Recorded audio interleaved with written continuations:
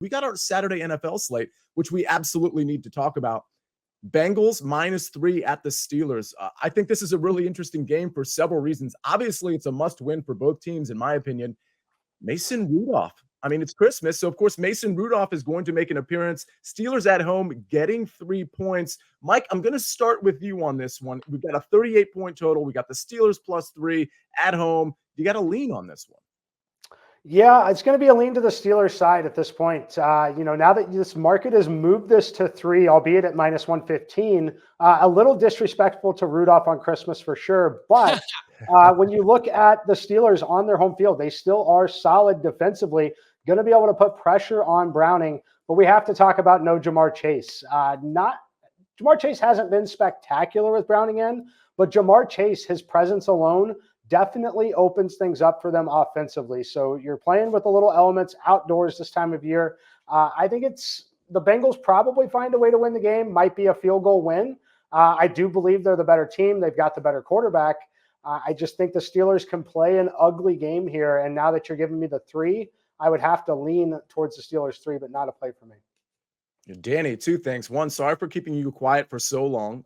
You're super engaging, and we're 6-7 minutes into the show, and I haven't even gone to you yet, so that's on me. But I kind of lean towards Mike here in taking the home dog. And by the way, DJ Reader likely not. I mean, I think he's definitely out for the Cincinnati Bengals. I'll tell you what, I've got like 7 or 8 props that I'm lining up. I already just put one in on SportsLine, which I'm going to get to later in the show. One of my props, I'm eyeing Jaylen Warren props because I think we're going to see a lot of running from the Steelers, a lot of Jaylen Warren, a little less of Najee Harris. And by the way, I don't think Mason Rudolph is a terrible quarterback. Granted, my analysis is dating back to the Oklahoma State days, but I do think he's a pretty good quarterback. What say you on this game? We've got the home dog +3 and a 38-point total. Yeah, it looks like we're all going to lean to the same side here, and I'm going to get more into this on my official pick when it comes up. But you mentioned Mason Rudolph. I feel like he's an upgrade over Mitchell Trubisky, who looks straight up lost out there.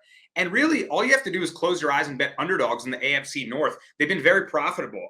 In fact, over the last decade, 69, 49, and 3 against the spread. Over the last 3 seasons, 22 and 12 against the spread. So AFC North, just bet the dog. I think everyone's really enamored with Jake Browning right now. He's had a really good start. But oftentimes we see that backup quarterback phenomenon kind of die out. Film comes out on them.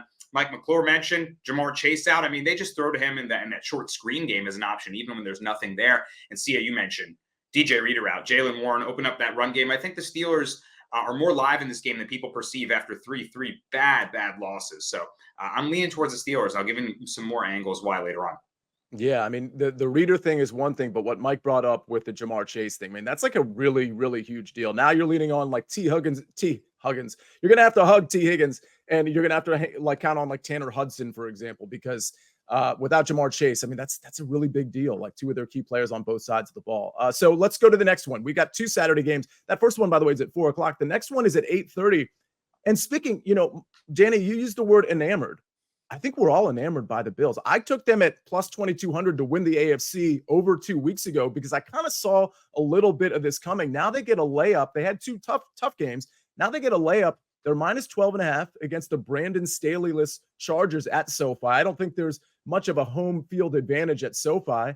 I don't know if the Chargers are kind of in mail-it-in mode. I don't even know if that's a thing in the NFL, but the Bills are red hot. Where are you leaning in this one, Danny Brasco? This might be a layup for the win for the Bills. I don't know if the spread is a layup, though. It's a wide spread here, and understandably, people are going to be way down on Easton Stick and the Chargers giving up a 60-piece to the Raiders, right? But this might be their Super Bowl. They have a chance to maybe play spoiler against the Bills, and it's the coach firing angle. See, we played the shutout angle before, right? It's sort of this overreaction spot, similar to what I'm speaking about at the Steelers, right? Everyone's down on them after 3 ugly losses. How are you going to feel about the Chargers? I don't imagine too many of my buddies saying, hey, Danny, ready to bet Chargers? No one's going to be excited about this, and that's why it's sort of interesting to me.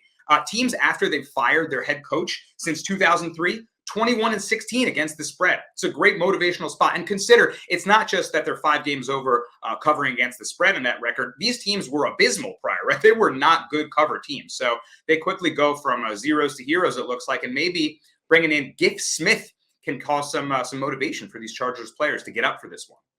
So, Mike McClure, I think that's an interesting take. I will say this sort of as the contrary viewpoint to what Danny Brasco just said. And that's that when you get that coach removal, I think in the middle or early in the season, I think you get the bump a little bit more than at the end of the season when your season is clearly over. So I don't know that I buy into that. That's just me. I don't know that I buy into that part. But then again, it does seem like the sharp play would be on the Chargers since everybody's obviously going to be enamored with how the Bills are playing. So how are you reading this game? Yeah, this one is fascinating. Typically I avoid things like this just because there's so many options to bet, right? So I'm betting college basketball, other things. However, if I had to play this, I would lean to the side of the Chargers. My computer number makes it 11, a little bit of a key number in terms of spreads in the NFL. When you look at this, though, there's a lot working against the Bills in some sense. I think they relax a little bit when you could take an opponent like this. They're also traveling cross country for this one after 3 massive matchups. If you remember, they played Kansas City, Philadelphia, and Dallas all in a row. They thought their season was likely going to be over because who's going to win those games, right? This is a spot for them to have just a little bit of a letdown. And what I mean by that is I think that they come in, they get the win, but they're really not anxious to put anything else on tape. They're really not anxious to get anybody hurt and take any additional risk. I think they have a ton of success running the football on the ground with Cook and Murray, and this clock moves quickly in this game. So I think there's definitely a shot for the Chargers with a little backdoor cover, very similar to what we saw last night on Thursday Night Football. So if I had to play it, it would be the Chargers at 12.5.